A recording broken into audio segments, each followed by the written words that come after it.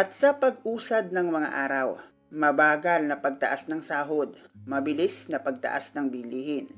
Idagdag pa ang pagpapaaral namin sa aming panganay. Hindi pa man nakakatapos ng elementary ang nag-iisa naming anak. Naghanap na ako ng pupwedeng mapagkakitaan sa lugar namin. Kailangan ko ng tulungan ng aking mister dahil kung hindi, panigurado, mangangamote kami. Ramdam ko na. Lalo na't palaki ang anak namin sa palaki rin ang gastos. Kumbaga, magiging 3 na kami sabay na halos pare-pareho na ng gastos. Idagdag pa, ang kung minsan walang trabaho si Munding at ang pagkakasakit na lagi kong paalala. Alisin na ang bisyo dahil siya lang naman ang nag-iisang kumikita sa aming pamilya. Bagay na wala namang magawa ang aking paalala dahil alam mo na, una niyang nakilala ang bisyo kesa sa akin na kanyang asawa. At sa pagpasok ng aming nag-iisang anak sa high school, ayun na, dito ko na naranasan ang maluha dahil hindi ko alam kung saan ako kukuha ng pera. Dito na namin naranasan ang kahit 100 pesos ay wala kami sa aming bulsa. Lalo na sa mga pagkakataong nawawala ng trabaho ang mister ko. At dito na rin ako nagsimulang matuto humiram ng pera. Kahit mga lending company ay pinasok ko na rin. Tapos syempre, ang lahat ay inabot ng pandemic. Na kahit ang aking biyanan ay hindi alam kung saan kukuha ng makakain. Mabuti na lang at merong kaibigan ng aking mister. Itago na lang natin sa pangalang Dante. Hindi tulad sa aking mister, si Dante ay may regular na trabaho. Si Dante lang naman ang aking nalalapitan na hindi ko nagagawang bayaran. Lalo na noong nag-pandemic ay ang laki ng naitulong niya sa aking pamilya.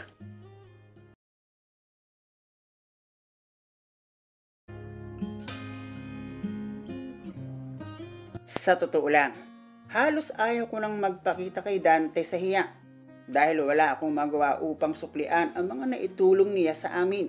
Kaso, alam niya kung saan kami nakatira dahil kaibigan siya ng mister ko. Kaya naman kapag nadalaw si Dante sa bahay ay asikasong-asikaso ko siya.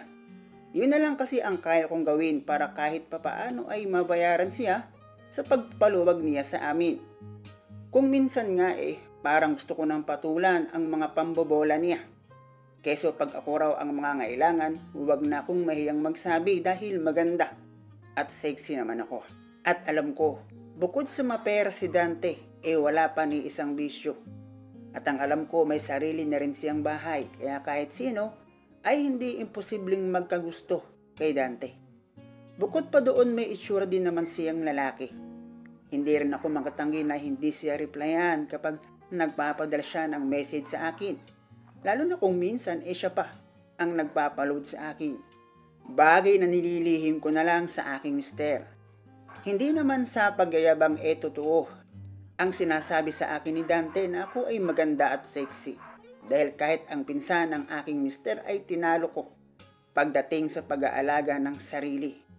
Ang akin kasi, hindi naman porket nagkaasawa at nagkaanak kakalimutan ko na ang aking sarili. At hindi maiwasan ang ako ay mapansin ng iba.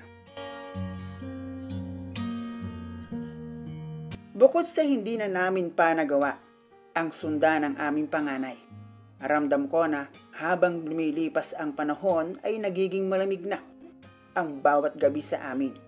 Lalo na ang mga pagkakataong linggo o buwanan kong umuwi si Munding at aasa ako sa gabing gagampanan niya ang kanyang pagiging lalaki sa aking buhay.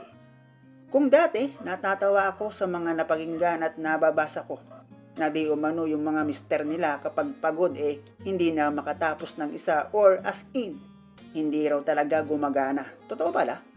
At hindi gawa-gawa lamang. Dahil sa amin ng mister ko, nangyayari din. Oo, naiintindihan ko pero aminin kong masakit ang umasa lalo na kung naghanda ka. Pero may mga pagkakataon talagang susubukin ng sitwasyon ang ating pagiging matapat na misis at ako. Aminadong hindi ko napagtagumpayan iyon. Dahil ang taong inilapit sa akin ay ang tao na alam kong malaki ang aming utang na loob. Hindi lang ako, kundi ng aming pamilya. At alam ko, sa aking sarili na pwede ko siyang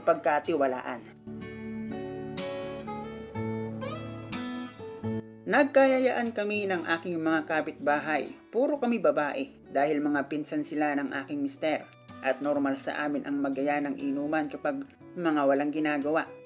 Idagdag pa ang para na rin kahit papaano ay makalimot ng problema pansamantala. Sinamahan pa nga kami ng aking biyanan na babae pero nakailang shot lamang siya ay umalis na rin. Kantahan gamit ang cellphone.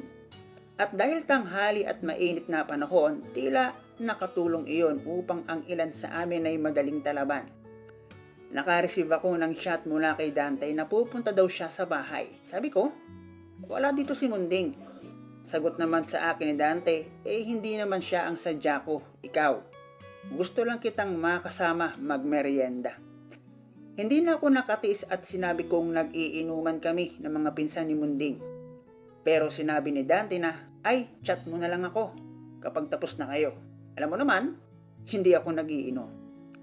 Naparami ang inom namin at maging ako ay iba na ang pakiramdam. At bago dumilim ay isa-isa ng sinundo ng kanya-kanyang asawa ang mga pinsan ng mister ko. Habang ako ay duling na nagliligpit ng aming pinagwalwalan at suka na kumalat palabas ng pinto, nagulat ako nang may nagsalita mula sa aking likuran. Nagkalat na ang suka riyan. Si Dante ng aking lingunin. Medyo napahiya pa nga ako dahil sa aking ayos at nawala na rin kasi sa isip ko na darating pa siya. Nawala na rin sa isip ko ang anak ko na lumipat pala sa aking biyanan dahil ang ingay na namin sa bahay at doon na natulog. Nag-init ako ng tubig para ipagtimpla ng kape si Dante at paglingon ko ay nakita kong isinara niya ang pinto. "Wag mo isara," ang sabi ko. At sagot naman ni Dante, "Ano ka ba? Okay lang yan. Dadalawa lang naman tayo dito at para iwas chismis na rin." At ewan ko kung bakit sa dalas tumawag sa akin ng mister ko na halos nakakasawa na nga ay noong oras na nandoon sa bahay si Dante. Netex, wala man lang. At dahil nasa bahay lang naman ako at puro babae pa ang aking mga nakasama, nakasuot lang ako ng madalas kong nakagawian. "Bagay sa iyo ang suot mo, parang wala kang asawa."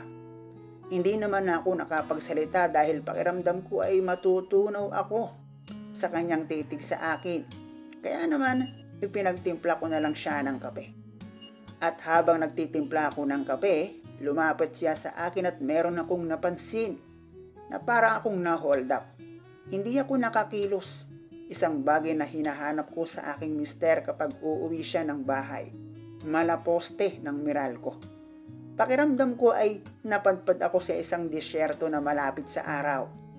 At sa isang maling pagkakataon, maling panahon, maling lugar. Kahit tapos na ang inuman si Dante na aking bisita, bagamat hindi nagiinom ay malakas palang mamulutan. Daig pa niya ang nahigop ng sabaw ng bulalo. At sa isip-isip ko ay hindi pa naman ako nakapaghanda dahil una ay naglaba ako noong umaga.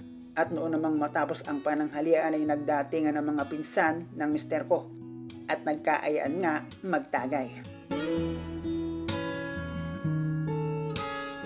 Pero ang aking panauhin ay deadma lang, walang pwedeng humadlang. Para lang naman siyang naligaw sa isang handaan na libre niyang makakain ang lahat. Diretso lang at tuloy lang sa pangarap. Wala na rin akong nagawa kundi ang i-enjoy ang bawat pagdaan ng segundo. At sa takot kung baka biglang may dumating, ay nailak ko ang pintuan at ako na mismo ang nagpatay ng ilaw. Nagising ako noong umaga na may kumakatok sa pintuan, ang nag-iisa naming anak. Iniisip-isip ko pa ang mga nangyari bago ako natulog, dahil halos wala akong matandaan. Inaalala ko kung dumating ba talaga si Dante dahil wala naman siya noong ako ay magising, maliban na lang sa ilang katunayan. Una ay ang kape sa lamesa na hindi nainom. Ikalawa ang ayos ko nang ako ay magising. Para lang naman akong expired na candy, iniwan matapos balatan. Hindi na rin kasi ako nagtanong kay Dante. Wala rin naman siyang nasasabi sa akin tungkol sa bagay na iyon. Ni isa rin kasi sa aking mga kapitbahay ay walang nagsabi sa akin na nakita nila si Dante na galing sa bahay. At kapag pupunta siya sa bahay para makipagbalitaan sa aking mister, ay normal lang naman ang kilos niya. na parang wala namang nangyari. At kung guni-guni o kung totoo man ang lahat ng gabing iyon, ang masasabi ko lang, bawal man pero amin kung nagustuhan ko ang parting iyon ng buhay ko. Sa ngayon ay papasok na ng college ang anak namin ng mister ko at tulad ng dati, tamang racket lang ako kung saan po pwedeng may mapagkakitaan. Dahil mas malaking gastusin na ang parating sa amin, hindi pa kasama ang patuloy na pagtaas ng bilihin.